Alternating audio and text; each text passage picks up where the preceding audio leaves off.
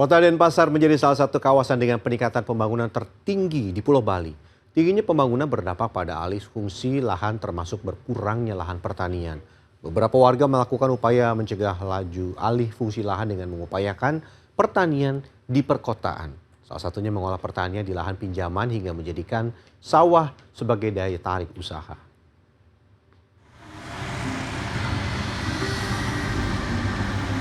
Sebagai kota dengan tingkat urbanisasi yang tinggi di Bali, Denpasar tidak terlepas dari berbagai tantangan. Salah satunya adalah alih fungsi lahan persawahan atau pertanian. Kebutuhan akan tempat tinggal serta faktor pemenuhan akomodasi pariwisata mempercepat alih fungsi lahan di kota Denpasar. Pemerintah setempat melakukan beragam upaya agar masyarakat tetap tertarik mempertahankan lahan pertanian mereka. Dengan jumlah penduduk hampir 700.000 jiwa, alih fungsi lahan di kota Denpasar tak terelakkan. Alih fungsi lahan mengakibatkan lahan pertanian terdampak dan tergerus cukup tinggi. Data Dinas Pertanian Kota Denpasar mencatat dalam kurun waktu 5 tahun terakhir terjadi penyusutan lahan sekitar 600 hektar. Dari 2.400 hektar di tahun 2017 menjadi sekitar 1.800 hektar di tahun 2022. 1.800 luas lahan yang tersisa di tahun 2022 tersebar di 4 kecamatan, yakni Kecamatan Denpasar Selatan, Timur, Utara, dan Barat. Dari 4 kecamatan itu, Denpasar Barat menyisakan yang paling sedikit, yakni 190 hektar. Karena itu, upaya mempertahankan keberadaan lahan hijau dilakukan sejumlah warga di kota Denpasar. Di Desa Daupuri Kauh, Denpasar Barat, sejumlah warga memanfaatkan lahan pinjaman seluas 20 are milik warga yang tidak terpakai. Berbagai sayuran seperti cabai, kacang panjang, labu siam, dan ikan lele dibudidayakan di lokasi ini. Pertanian ini dilakukan sejak 2021 dan hasilnya dimanfaatkan kembali untuk warga atau disumbangkan. Membuat program di pemerintah desa melalui musyawarah desa kami, salah satunya yang kita lakukan adalah bagaimana kita bisa memanfaatkan lahan-lahan yang masih tersisa, lahan kosong yang masih tersisa, yang masih kita bisa manfaatkan untuk lahan pertanian, khususnya perkebunan.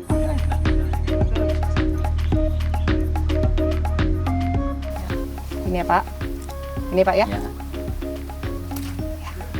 Ini Pak, saya bantu Pak. Ini. Pak, ini bagaimana untuk pemupukannya Pak atau pemeliharaannya seperti apa tuh? Diusahakan oleh warga atau seperti apa Pak? Untuk pemeliharaannya kita lakukan pemupukan untuk seminggu sekali. Untuk bila ada gini daun-daun yang kena hama itu kita lakukan pestisida. Lahan pertanian yang dikerjakan warga mendapat bantuan pembibitan dan pupuk dari desa. Sementara untuk pengairan didapat dari aliran sungai terdekat dengan cara sederhana.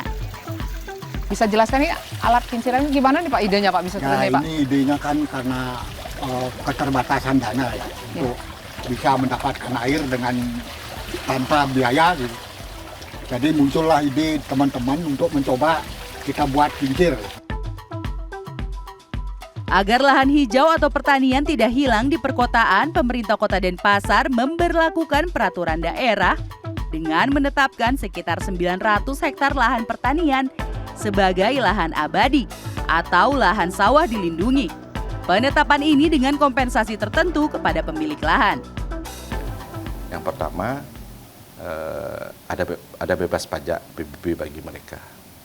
Yang kedua, tahun 2024 ini Pak Wali Kota juga akan menanggung biaya BPJS tenaga kerjaan bagi petani atau pelaku pertanian yang punyai garapan di Kota Denpasar. Penetapan sawah abadi atau dilindungi mendapat tanggapan positif warga kota di Jalan Penati Denpasar Utara ini. Lahan sawah seluas 15 are yang dimilikinya tetap dipelihara dan dipertahankan sekaligus sebagai ikon usaha kuliner keluarga yang didirikan sejak setahun silam. Saya menciptakan, bisa dibilang kafe dengan suasana alam. Jadi di sini ada dua nilai ekonomis, Bu, dari kafe dan juga dari bertani. Pertanian menjadi sektor primer dan mampu membantu ketahanan pangan masyarakat di sekitarnya. Upaya menciptakan lahan pertanian abadi di perkotaan patut dipertahankan agar sektor ini tidak ditinggal generasi di masa mendatang. Tim Liputan Denpasar, Bali.